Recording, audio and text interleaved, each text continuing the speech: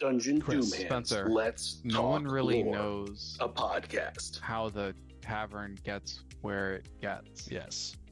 It's only seen once it's there. A small, quaint tavern in the woods, in an alley, on top of a mountain. Yeah. But wait, I can imagine that a tavern. It's like thunderstorm of a snowstorm. All of a sudden, there's a tavern. Little tavern. And when you open the door, what do you see, Spencer? Warm. You see a turtle and a hare, probably bickering, maybe not bickering. Maybe he's playing. Maybe turtle's enjoying a beverage, and there are also other travelers in the tavern. Yes. Seeking. I wouldn't know. I wouldn't go as far to say is it refuge? Maybe. It's not refuge as if the tavern was located on the beach. Is it refuge? Maybe if you're. It can be.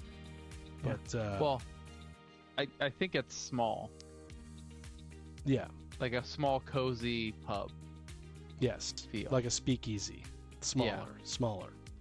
Well, a couple tables, maybe one long booth along a wall. I can't kind wait of a to feel. this. I cannot wait to build this in Tabletop Simulator, and I'm going to use Hero Forge to build all of the NPCs in there. This is going to be awesome. A hobby. Side note. Well, I think the name for this tavern is only fitting as the Jumpin' Jack's Tavern. Jumpin' Jacks? Yeah.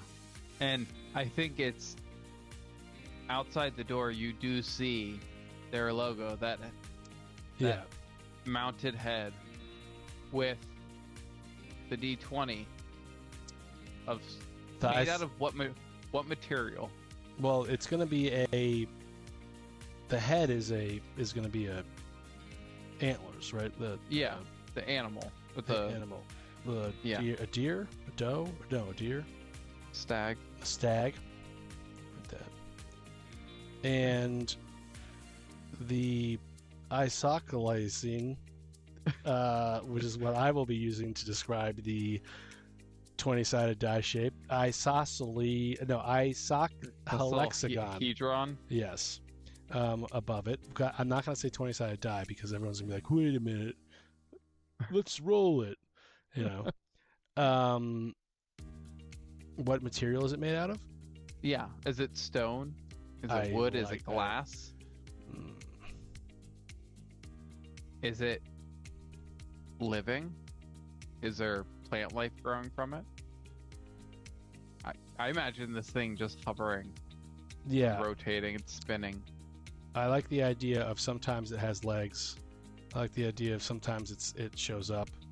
Sometimes it, perches itself. It doesn't necessarily have to have legs, but it just has whatever it needs to attach to where it is. Get to where it goes. How fast does it travel? As fast as it needs to. Is it a magical travel? Absolutely. Absolutely magical travel. I think it would be an extra dimensional space. Yeah. Inside the tavern that can appear random points in time and space. Well, do you want it to go in time or just in space? Who knows? It could, maybe the herbs. Maybe you burn some herb in the back and click on a voodoo doll and... Yeah, well, maybe they haven't learned all the magic of the... Well, maybe for now it's just through space because they haven't learned how to control it and go through time. That's sick. So it randomly shows up. How would you roll? How would you create the roll for that? If it shows up, I think you know when. Well, obviously DM's discretion. Obviously. So one trick I like to use when people are leaving a place of safe haven and are going through adventures, instead of rolling like a d6 for encounters, I have you all roll a d20 and I roll a d20, and If they match, then something crazy happens. So this could just be if it's a 20 or a 1 that someone matches to, this might show up. You roll a d20, and then you have everyone else roll a d20, and if anything matches, it might show up. Or you mean a 1 or a 20? Yeah. So if a player rolls a 1 and I roll a 1 and they match, then maybe you see a little roof and doorway poking out from some trees. Is that a little rock with a door on it? And is that a stag head on the side of the rock? That's unusual. That's hilarious. You're in the Mushroom Kingdom, and all of a sudden you climb to the tallest mushroom plant, and you get on top of the... What's the mushroom head called? Mushroom head. I forget the... Yeah, the Mike Collin Bond of the mushroom head. And you get on top. This thing is massive. It's like almost the size of a rooftop. And you get up there, and there's a tavern. Right. Sick. Well, so, but how would you click inside? Hold on. How would you click that? Would the guy say, "Is this going to be on a random?" You're traveling. Oh, well, you could. It's a traveling. Yeah, yeah. It's a random encounter, or it's when you're out in the wilderness. So incorporate it so it doesn't have to be all the time. And every time. It also can be whenever you want it to be, wherever you want it to be. Right. Like if you guys are going to be climbing a very tall mountain at some point, and it's going to be icy. I would imagine that this game is going to go on for another 20 years, and you're going to be up sliding down slopes and stuff, and everyone's going to be exhausted, and that's going to be the exhaustion game at that point. Right. And you're going to be failing and slipping and dying and hurting, and it's just going to be roll after roll, and then all of a sudden you look to your right and there's this tavern. Yeah. That could happen. It's like too. You're going through the Underdark and you turn a corner and there's some random dude with a cart that's traveling, selling, willing to buy and trade stuff on the side of the road. I really cannot wait for you guys, because you guys, D&D. Yeah, you guys are going to be like in the middle of a battle, massive battle, and then we're going to roll something like Rutabaga. Yeah, Rutabaga. Like, hey, you guys are fighting something. Oh, you're still fighting something. I'm out. Yeah, maybe Rutabaga is looking for the tavern. That's good. Ooh, I like that. Well, he's just a tradesman. Or Gaius is looking for Rutabaga because he has a tea that he wants. Rutabagas. He knows Rutabaga is a carrier of not valuables to some people, right? Random valuables to others, right? Okay. The random. Yeah. Like he might have that weird shaped quill that you're looking for. Inside. Right. Let's go inside. Inside. So you already said that's smaller, cozy. There's a fireplace at the end. I would think some really elegant, because of your sorcerer, the failed former gifted student? The burnout. The burnout. So you would have like the nice leather. There would be like the niceness in this place. Yeah. Maybe he's beautifully polished bar.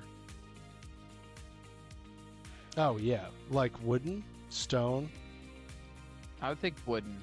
Similar to what we got back here. Yeah. Actually, that's like a perfect small. Yeah, not too.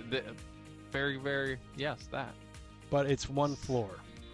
One floor, and then there's a back room. Well, there's a sleeping.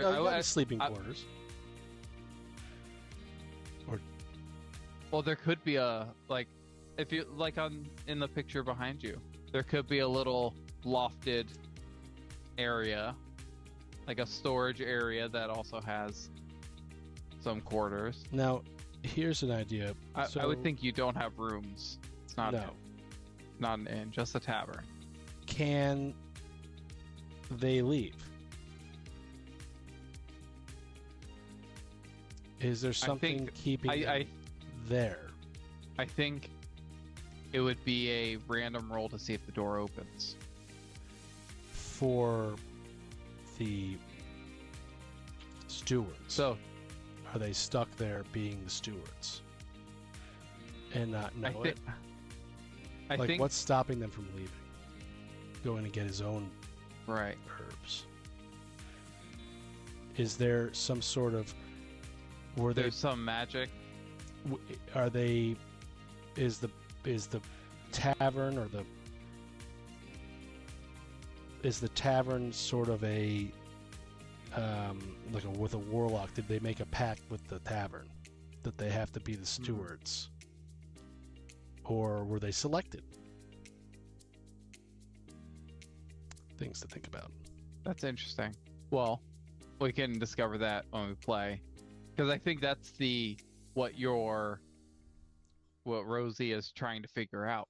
I think they don't know. They're compelled to stay in this tavern. They try to leave. They can open the door, but something that they don't understand is keeping them there. Yeah, and I think my guy is going to try. What is keeping us here? And he's going to slowly realize it's him. I think your guy would be trying to get out the door every single day. Gaius would have tried once and been like, I'm good. It's cozy here. Yeah, it's nice. It's better People than come in and visit. I don't have to walk. I don't have to go to them. It's I don't better have to than go the outside in swamp. the cold. Yeah, it's better than the swamp. It's It's the chilly here. perfect temperature. Does the tavern have a HP? I think it might be unlimited. Well, Unless- this goes into the question of, is it an object or is it a creature? It has to be an object. Does it? Is the tavern a creature creating this environment to have people come and interact in this space the same way there are microorganisms in our stomach? And our body creates a perfect environment for those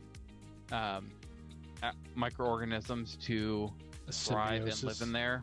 A Yeah. symbiotic relationship.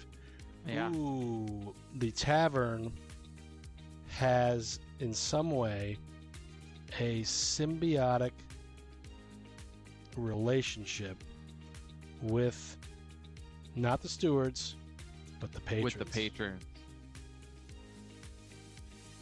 I like that. Mm-hmm. Maybe they have to leave something. No, maybe just the joy. Whatever.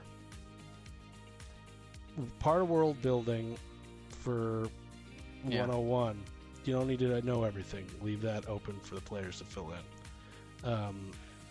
But I like that symbiotic relationship with the patrons. Brought to you by Stewart Chiaki. Well, and you know the special drinks that this tavern is going to have? They are going to be named the Sneaky Attacks and the Creature of the Night. Or what are your Sorcerers? What was it? It was the Sorcerers Jumpin' Jacks. Going back into the book. Here we go. Jumpin' Jack. I gotta keep the stickers. Give me 1 sec. Where'd my? There's so detailed. You should it's already honestly, in your the drink card is already in your wallet. I've already tattooed it onto my bag. Sorcerer's Sangria. Nice. Sangria. What was your name of yours? Sneaky Attacks. You're gonna have to scan your stuff or take a detailed photo of it because I want to read this perfume scent is awesome. And you can almost like read this to the group. Yeah. You know, and I feel like the only. Yeah, this is just awesome. I can't wait to read that a little love it. later when I have time. Yeah, Well, awesome. thank Jumpin' you, Jack's Tavern. Jack's Tavern. You guys did it. Good job. I love this candle. I cannot wait to give this to my wife and be like, I was thinking about you, baby, and I know you love it when I leave to go do Let's Talk Lore and let's share this, you know. But I also am very interested to try this this beverage during our next gameplay. The tea. I'm excited to hear how your tea tastes. Oh yeah, I gotta find this. This was delicious. Yeah. Just get any mesh strainer. No, Jamie has some somewhere. It's just in the back. You know what it is? I opened up the Lazy Susan, and it looks like a hurricane went through there, and I just think to myself, I'm like, I organize it. You know me, I organize. Boom, boom, boom, boom, boom. Yep. And the next thing I know, Margot's in there just. You know, I found one of her toys in there. I'm like, this doesn't go here. But that's not a Let's Talk Lore topic. That's a Let's talk life topic. Yeah, let's talk life. Alrighty. Well, yeah, roll high and awesome. subscribe. Yeah, roll high and subscribe. Hit that button. Jumpin' Jack's Tavern. If you haven't seen them, go to them. Go online. Look at their website. Order these boxes. They're the perfect gift for your D&D players and tabletop players as well. And I will be stopping by the actual tavern in Brooklyn to take a look-see at some Brooklyn sake. Nice. Right. And keep an eye on our campaign, the Agathuman Skulls of Power. Oh, because you never know when Jumpin' Jack's Tavern will appear. Are you gonna appear in Jumpin' Jack's Tavern and bring us to the castle that we can't figure out how to get to? Well, it may just sort of shortcut you guys getting home. That's true. Because I don't know if I want to let you try and wander through those mountains again. That's hilarious. That's so funny. Jumpin' Jack's Tavern. Jumpin' Jack's Tavern. My session as a DM, my stretch as a DM. When we do Jumpin' Jack's Tavern, we will be giving special shout outs to you. So yes, I will shoot you a text message, Michaela and Kate. Cat, sorry. When we do that, and awesome box, sick. Until then, thank you. Yeah, roll high, great. Subscribe. We are live on Monday. Chris is DMing for another episode of Agathuman and the Skulls of Power. And I hope that we find one of those skulls soon, but who knows?